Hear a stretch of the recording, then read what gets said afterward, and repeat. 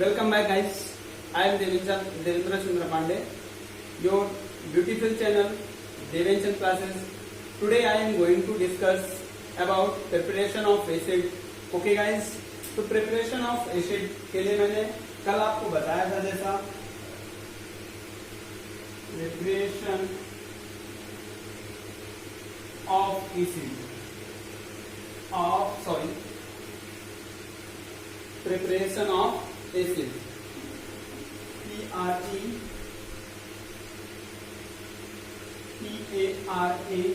PRAPARATION preparation of acid. Okay, preparation of acid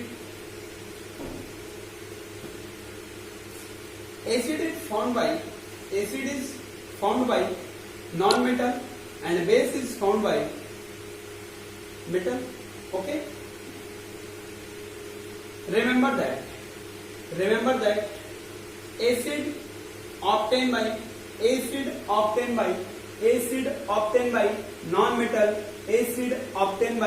non-metal and base is obtained by metal.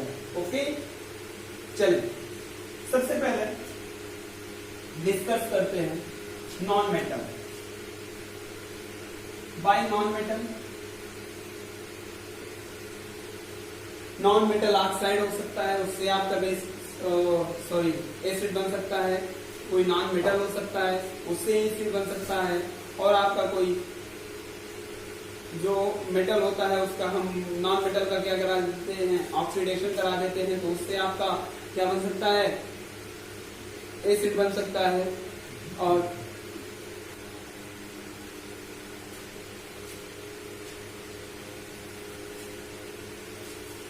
Non metal चले non metal में hydrogen का add करा देते हैं. क्या करा देते हैं, नॉन मेटल में हाइड्रोजन ऐड करा देते हैं, यानी इसका रिडक्शन करा देते हैं. नॉन मेटल का क्या करा देते हैं, रिडक्शन करा देते हैं. तो क्या बन जाता है, आपका एसिड बनता है. इसके लिए रिएक्शन लिख लेंगे नॉन मेटल और plus H2 is equal to acid. This is called combination reaction. ये क्या है, कंबाइंड रिएक्शन. कैसी है, ये आपका कंबाइंड प्रोसेस होता है. कंबाइंड रिएक्शन कैसी रिएक्शन है, कंबाइंड रिएक्शन है. और इसे सिंथेसिस रिएक्शन भी कहते हैं. कैसी रिएक्शन, सिंथेसिस रिएक्शन भी कहते हैं. ओके, सपोज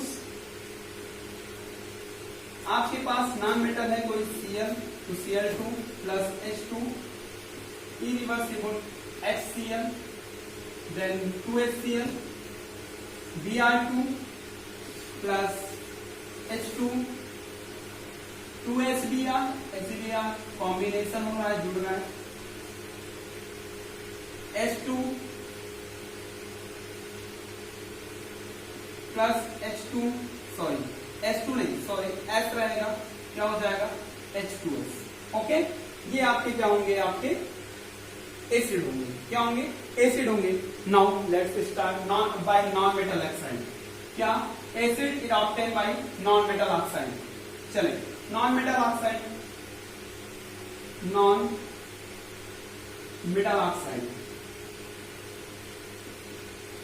जब आप नॉन मेटल ऑक्साइड का हाइड्रोलाइसिस कराते हो, क्या कराते हो, हाइड्रोलिसिस कराते हो, तो क्या करता है, वो आपका एसिड दे देता है. क्या दे देता है, एसिड दे देता है. ठीक है ना. नॉन मेटल ऑक्साइड का जो एक्वियस सोल्यूशन होता है, वो क्या करता है, आपका एसिड देता है. ओके, चलो नॉन मेटल ऑक्साइड सपोज आपके पास है SO3. क्या है, SO3.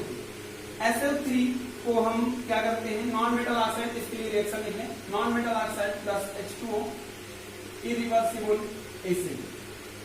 ये क्या प्रोड्यूस करता है, नॉन मेटल ऑक्साइड का जब आप क्या कराते हैं, उसमें नॉन मेटल ऑक्साइड का एक्वियस सोल्यूशन ले लीजिए, तो वो क्या करता है, आपको एसिड देता है.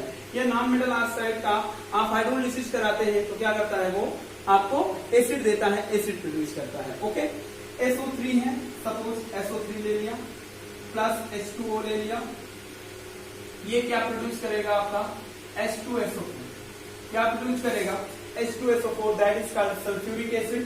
ये क्या है, सल्फ्यूरिक एसिड है। सपोज SO2 ले लिया प्लस का H2O ले लिया, ये क्या देगा H2SO3, sulphurous acid, H2SO3, CO2 ले लिया, क्या ले लिया CO2 ले लिया प्लस का H2O ले लिया, ये क्या देगा H2CO3 देगा, क्या देगा H2CO3 प्रोड्यूस करेगा, क्या प्रोड्यूस करेगा H2CO3 प्रोड्यूस करेगा। चले एक इसमें आप माइंड में रखने वाली रिएक्शन है, रिमेंबर रखिएगा क्या रिएक्शन है। सपोज आपका जो NO2 है, क्या है NO2 plus H2O, remember that NO2 is a mixed solution, Na2 क्या है मिक्स्ड है, कैसा ये ऑक्साइड होता है, मिक्स्ड ऑक्साइड होता है, कैसा ऑक्साइड होता है ये मिक्स्ड ऑक्साइड होता है। तो ये ध्यान रहे, ये क्या देता है HNO3 और H और NO, तो HNO3 और HNO2 भी देता है, क्या प्रोड्यूस करता है HNO3 और HNO2 प्रोड्यूस करता है। चलिए नाउ रिएक्शन बैलेंस करें। रिएक्शन को बैलेंस करने के लिए सबसे पहले क्या करना है, O को बैलेंस करना है, 3 और 2 हो गया 6 हो गया। N को बैलेंस करने के लिए N का 1 1 2 हो गया, यहाँ पर 2 से मल्टीप्लाई कर देंगे, 2 2 4 हो जाएगा, क्या हो जाएगा 2 2 4 हो जाएगा, यानी नाइट्रोजन के ऑक्सीजन के कितने हो गए 4, यहाँ पर 5 4 1 5 3 2 5, हाइड्रोजन के 2 यहाँ पर, हाइड्रोजन के 2 यहाँ पर। Now reaction is balance. Okay चलो समझ में आ रहा है ना। ओके तो ये है नाइट्रिक एसिड और ये है नाइट्रस एसिड। क्या है नाइट्रिक अम्ल, क्या है नाइट्रिक अम्ल और ये है नाइट्रस अम्ल। ये है नाइट्रिक एसिड और ये है नाइट्रस एसिड, ये है कार्बोनिक एसिड, ये है सल्फ्यूरस एसिड। कौन सा एसिड सल्फ्यूरस एसिड, और ये है सल्फ्यूरिक एसिड। समझ में आ रहा है। चले नेक्स्ट पॉइंट पे हम बात करते हैं,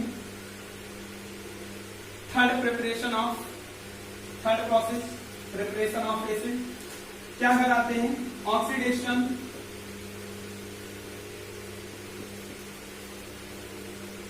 ऑफ नॉन मेटल।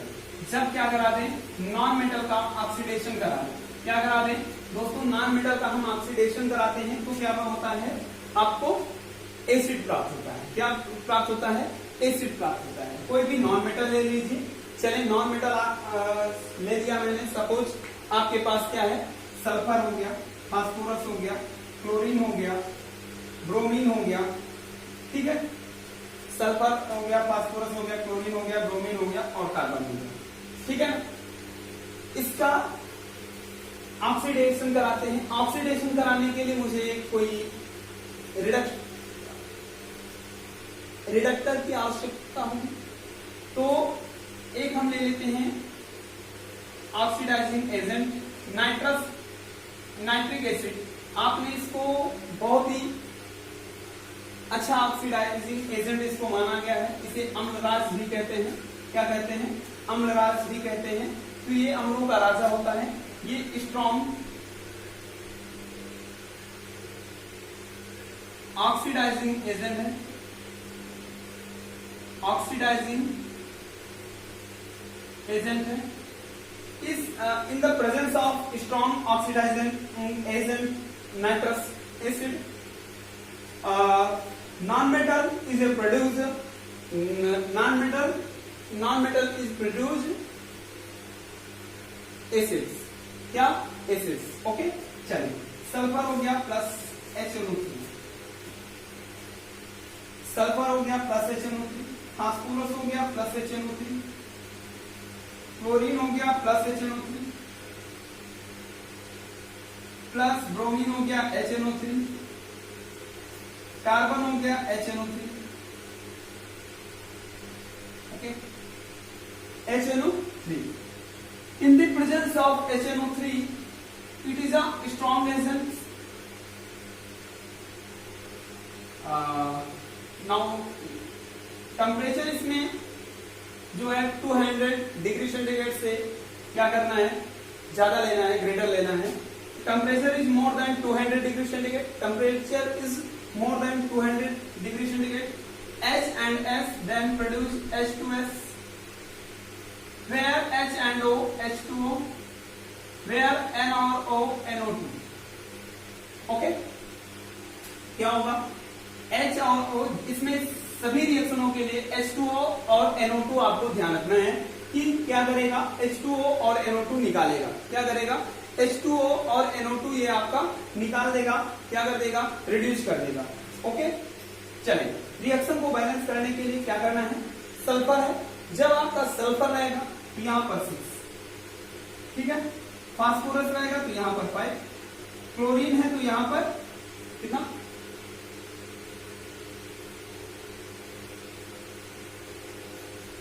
क्लोरीन है तो 7, क्लोरीन के लिए 7, ब्रोमीन के लिए 7, कार्बन के लिए 4। ओके, ग्रुप के वाइज से मैंने इसमें नंबर लिए हैं बैलेंसिंग करने के लिए। बहुत ही सिंपल है, बहुत ही सिंपल मेथड है। यहां से वैसे मैंने आपको रिएक्शन बैलेंस करने का मेथड भी बताया है, तो उस वीडियो को भी देखें, balance of chemical reactions by Devendra Chandra classes, तो आप डालेंगे तो आपको वीडियो मिल जाएगा और आप देखिएगा और समझ में भी बिल्कुल आएगा। 2 वीडियो मैंने बनाए हैं रिएक्शन बैलेंस करने के लिए, उन दोनों वीडियो को देखें, सभी रिएक्शन आपको बैलेंस करनी आ जाएंगी दोस्तों। चलें, वेयर H एंड P और O H3PO4 प्लस, चलें इसमें बैलेंस देख लें पहले। S का कितना हो गया, 1 है, 1 है, H का 6 हो गया, H का 2 है, यहाँ पर 2 है, यहाँ पर O का कितना हो गया, 6 3 18, यहाँ पर N के कितने हैं, 6 है, यहाँ पर N का कितना है, 1 है, 6 से मल्टीप्लाई, 6 2 12 हो गया, कितना हो गया 12, और यहाँ पर 6 3 18, यानी यहाँ पर 6 2 12 है, और आपके पास कितने बैलेंस हैं, 6, कितने बैलेंस हैं, 6 O की आपको क्या है, कमी, सॉरी, यहाँ पर H2SO4 बनेगा, क्या बनेगा, H2SO, क्या बनेगा, H2SO4 बनेगा। क्या हो गया आपके पास, 6 2 12, 12 और 4 16, कितना हो गया 16, 2 O बैलेंस है, यानी 2 को क्या करेंगे, 2H2O, क्लियर, हाइड्रोजन बैलेंस करेंगे, हाइड्रोजन 2 2 4, 4 2 6, हाइड्रोजन 6, नाइट्रोजन 6, नाइट्रोजन 6, और सल्फर 1, सल्फर 1, आपका रिएक्शन बैलेंस। अब H3PO4 बनेगा और H2O बनेगा और NO2 बनेगा, क्या बनेगा, NO2 बनेगा, समझ में आ रहा है।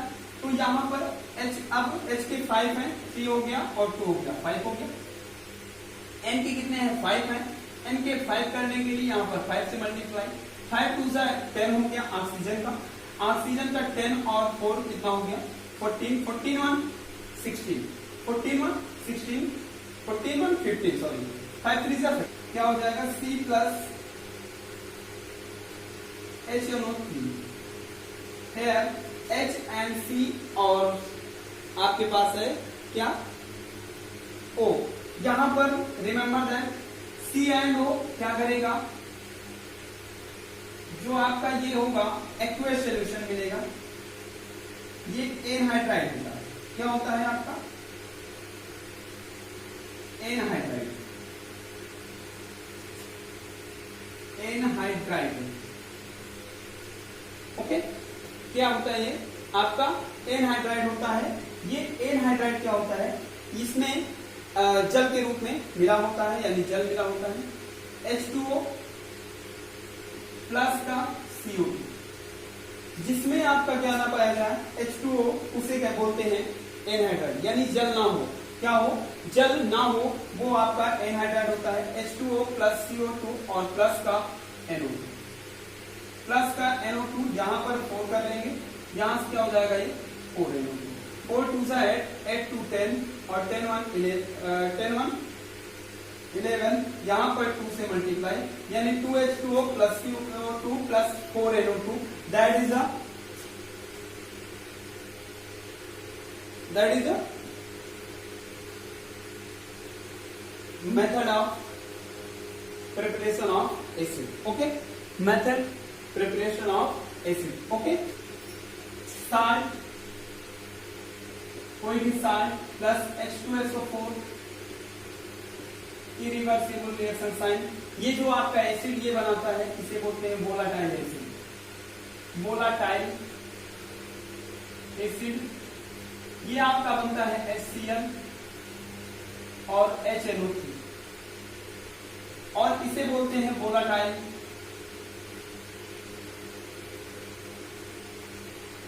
Acid. When salt react with volatile acid, then produce volatile acid. Okay, volatile acid is such a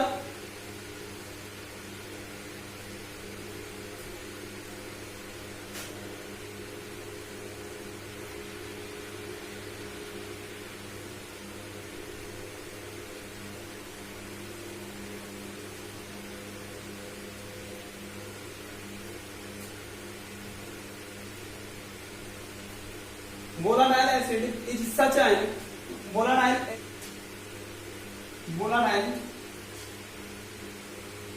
acid क्या होता है जो आसानी से वाष्पित हो जाता है। volatile acid such an acid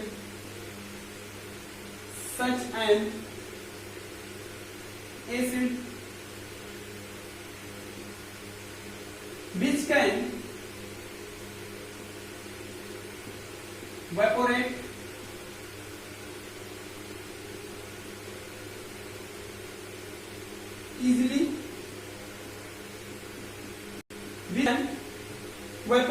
easily if you put volatile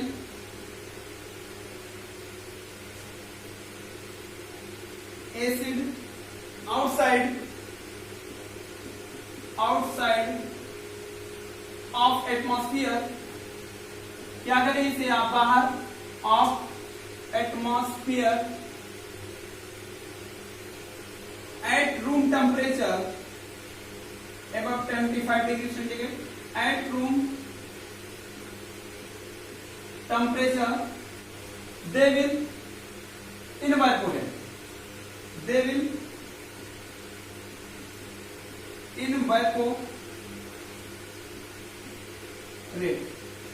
and turn into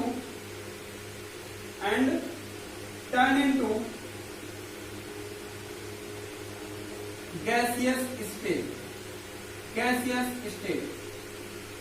Volatile acid, such an acid which can evaporate easily if you put up volatile acid in outside of atmosphere at room temperature. Volatile acid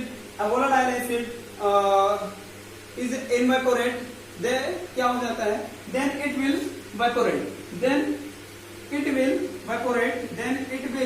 evaporate and turn into gaseous state, और ये क्या होता है gaseous state में change हो जाता है। ठीक है ना, चलिए समझेंगे बात को। कोई भी साल्ट लेना है, जिसका साल्ट लेना है, सपोज आपको HCl बनाना है, NaCl प्लस का H2SO। here